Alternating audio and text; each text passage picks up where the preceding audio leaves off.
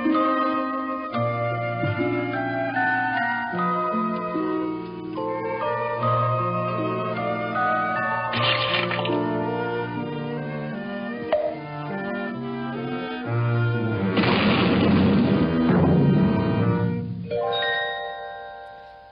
a man to the rescue. Got a man to the rescue. Oh yeah, God's rescuing me, 'cause got a man to the rescue. It doesn't really matter, does it? That's one of my ditties that I love to sing to myself. Whether I'm watching a show or like yesterday when the repair guy was here, I was like, God man to the rescue. Things always work out well for me. Woo woo. Okay then, let's begin, shall we? Hi, welcome to Moments with Mimi. And today we're going to talk about the law of perpetual transmutation, also known as the law of revision. You revise all the time. We all do it. We all do it all the time. Human beings are the only beings on this earth that are aware of being. And so you make up stories all the time, and it's all a story. So when you unconsciously revise, and we all do it, we sit there and think, man, I didn't say anything. I don't know why I kept my mouth shut. Now I have all these great responses in my head. I should have said this, and then he would have said that, and then I would have said this, and it would have gone this way. You just revised it. You don't think you did because you are unconsciously doing it, but you did. You just revised it. So what happens in the physical world is you've gone back to that moment, and now the photons have been rearranged, and now everything that goes with that new story rearranges, rearranges, rearranges, and voila, it is presented to you. And that's how it works. Now, when you consciously do it, because you realize it is a law, then you revise accordingly to how you feel that is best working for you. The main thing is to be aware that you do it. Then you stop having those silly conversations in your head about, oh, and I should have said this, and I'd have said, hey, Bapungu, and blah, blah, blah. Yeah, no. It's about, you sit down and you think about your thoughts, okay? And there are things in your life that, they're like a nugget in your head, and it's not going to go away, and it's always been there, and you've always wanted to change it. Well, that's something you should consider changing.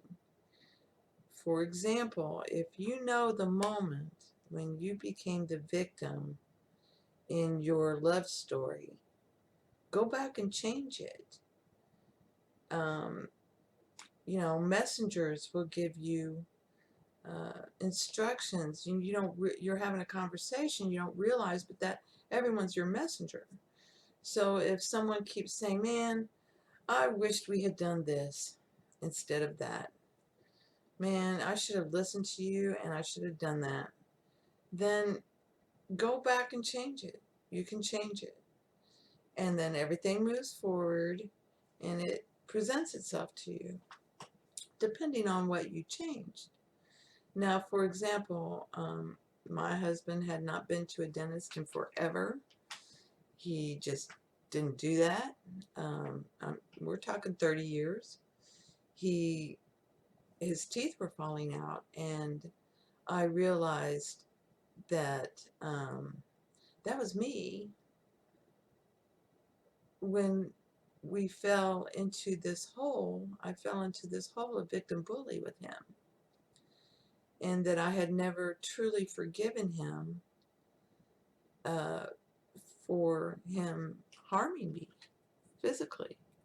I knew exactly the moment I fell into that hole with him.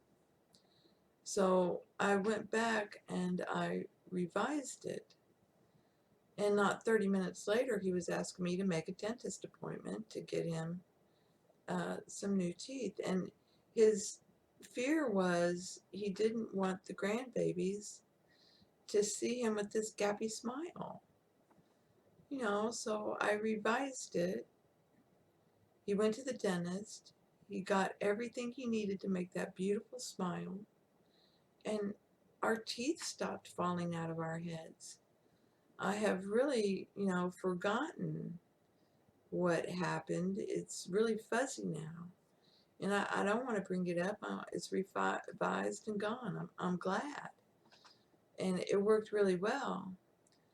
There was also a moment when he expressed something to me about his mom and him, a conversation that they had. I had never met the woman. She died before I met him. But this really bugged him. And granted, he was drunk when he told it to me. But when you're drunk, you're in imagination. So, you know, it stuck with me. It always had. So I revised that. And he changed completely. He went from someone who was, very angry all the time to someone who had found some peace. And then I started seeing him as a more peaceful person. And things continued to change. So those are things to think about in the long term. The important thing is, you find out about these laws and you think, oh, well, I'm going to go revise that and that and that and that and that and that. And you're doing it out of guilt. Don't do that. You need to do it so you can forgive yourself and forget it. Or you do it because you don't like something.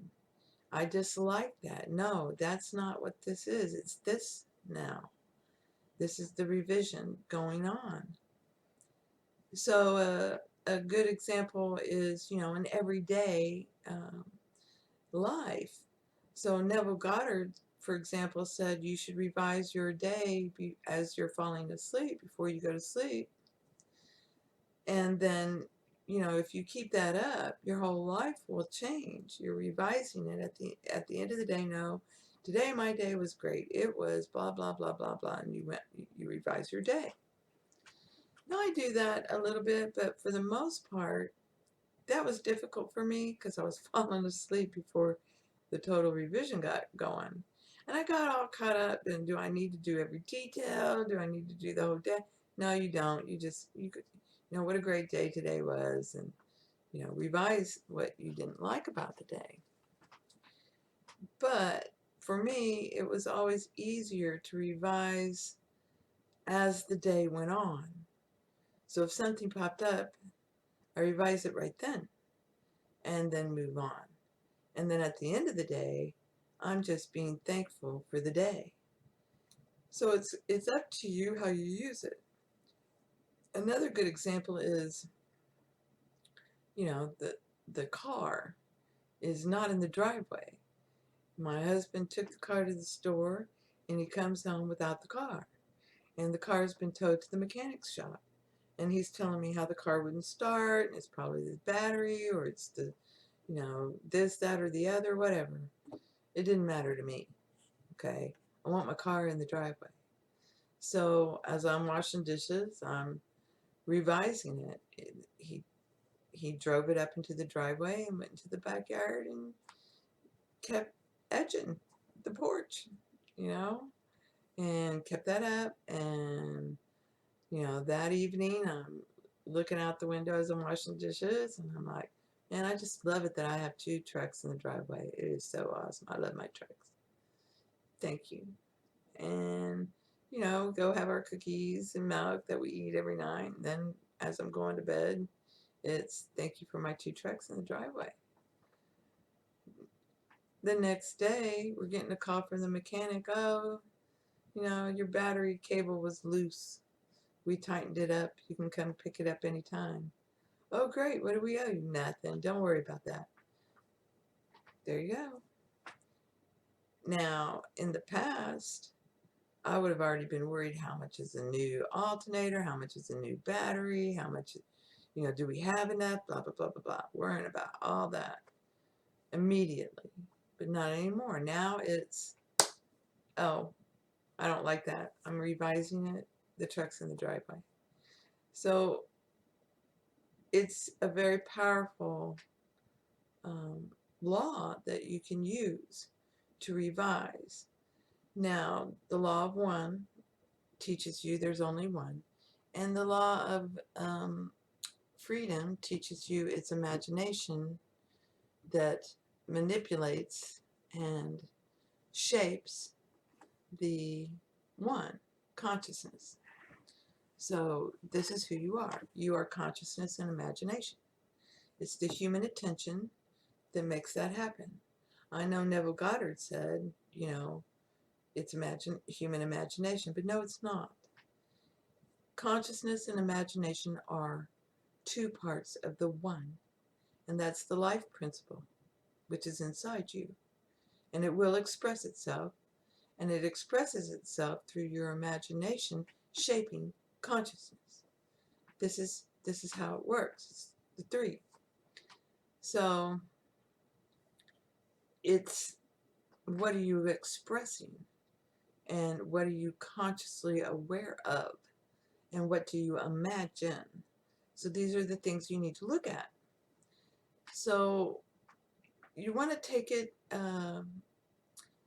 carefully when you go back into your past, and not change things because you feel guilty about something, unless you believe that's going to help you forgive and forget. Then yes, do it. But if you run around trying to change everything that you feel guilty about, well, you'll be just changing everything all day long. You have to accept that those things taught you to come and learn about these laws. So they were really good things. They were meant to happen so that you would be led this way to learn. And that's part of your waking up. That's part of you going into the birth canal. You're waking up. And it's painful. But when you're done, it's all good. All's well that ends well. Things always work out well for me. And, you keep these thoughts prevalent in your mind, they eventually crowd out all the ugly things that you felt bad about, and you're not thinking that way anymore. So it's good to revise. It is good to be like a surgeon and, get in there and cut cleanly the things that, will affect a lot of things. So if you know that 10 years ago, if you had turned right instead of left, it, things would have been so different and so magnificent, then, go revise that. Do it. It's okay. Have at it. It's just very tiring when you try to revise stuff that, you think you should revise, especially when it's about helping somebody else, and those things can go on forever. That can be a real rabbit hole. So, you don't necessarily do that all the time. But be aware when you go into your imagination and you start having conversations, oh yeah, and I should have said this, and you're revising. That's what you're doing. Okay? You're not using imagination to save you. You're using imagination to revise what you were once consciously aware of to be something else. So that's how it works. It's really great. I love it.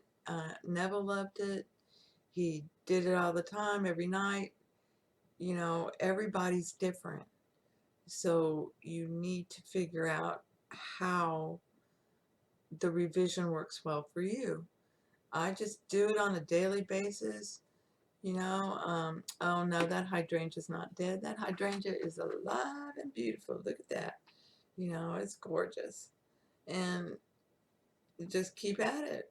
And every day when I walk out the door, no, that hydrangea is not dead. It's beautiful. It's thriving. It's wonderful. It's lovely. I love the way it looks. I love my blue flowers that I made blue because they were pink, and then they were green, and now they're blue. That's great. So,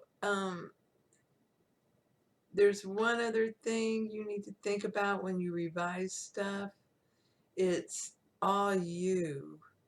So it needs to benefit you in some way, even if it's about somebody else. Even though I was revising for my husband, I was really revising for myself because that memory had to go in order for us to move forward, in order for me to move forward. And it was really simple to do. That's not hard to do. It's just figuring out which one you should do or what you should do. So you really need to sit down and think about it. You don't just willy-nilly revision. You need to think about what things in your past maybe you should revise. But more importantly, how do you use the law moving forward? Do you just revise any big thing that comes up? Do you revise all day long? Do you revise at the end of the day? It doesn't matter. Eventually, you don't even have to revise because your days are going the way you want. Exactly. So, revision is also a part of mental diets. So you are revising all the time. No, I'm not that. I'm this. No, what am I thinking? What am I trying to manifest? No, it's this. So it's a way to correct yourself. This is a really good law. I really love it. It is working all the time. It's not like you can turn it off. So be aware of what you're telling yourself. Even joking around, you need to say something like, God forbid this ever happen, but, and you've forbidden it. So it's okay. Just go to say it.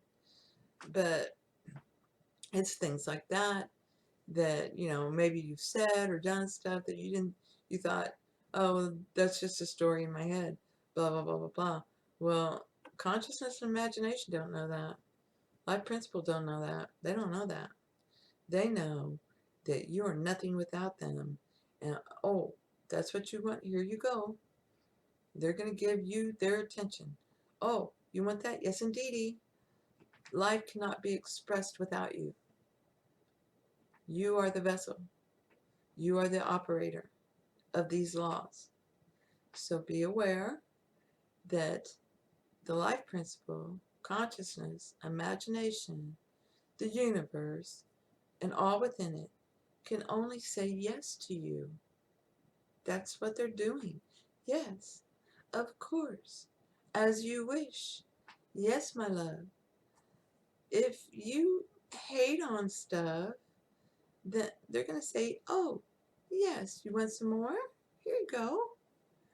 Oh, she's crying. Look at that. She's crying. Let's give her something to cry about. She seems to like that. She does it a lot. She loves it. Yes, let's do that. Slap her. Look, she's crying. She must like, do you like it? It's just like when your cat brings you a dead mouse. The cat loves you. It's bringing you what it loves. You don't like dead mice. The cat does, and it knows you love it, so it's bringing you something it loves. Are you going to gross out and scream and yell and all that other? I guarantee you, if you do, that cat is going to look at you wonky and not bring you another dead mouse. But if you accept it graciously and go cover it up and tell your kitty to thank you, love, and then go revise that your kitty did not bring you that dead mouse, then now you've got the kitty who loves you, purrs on you, but it's not bringing you dead mice. Okay? It's just the gift. That's all. So I hope this helps. I really want to say a special thank you to all my patrons. They're all so wonderful and they help make this happen. And I really enjoy the Moments with Mimi. Someone specifically asked me about the law of revision. And since we're doing the laws, I decided to go ahead and do the law of revision today. So I hope it helps. Blessings to you. And thank you for being you. There's no one better, right? Yeah, darn right. Y'all have a great day.